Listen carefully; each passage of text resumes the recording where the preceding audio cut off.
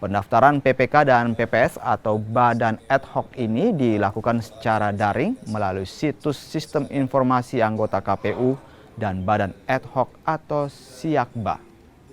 Khusus untuk PPK, proses pendaftaran calon anggota dibuka pada tanggal 20 November hingga 29 November 2022. Sementara untuk PPS, proses pendaftaran akan dibuka pada 18 Desember hingga 27 Desember 2022 mendatang.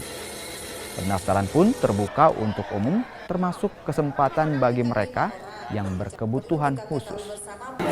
Kemudian disabilitas, saya lupa tadi ya, jadi disabilitas juga diberi ruang untuk menjadi PPK dan PPS sepanjang memiliki kemampuan untuk melaksanakan tugas sebagai PPK dan PPS. Apakah ada kuota khusus, Bu, untuk disabilitas ini? Kalau perempuan 30%. Kalau yang disabilitas? Tidak ada disebutkan angka, tetapi diberikan peluang untuk sepanjang memiliki itu tadi kan sehat, memiliki sehat jasmani dan rohani.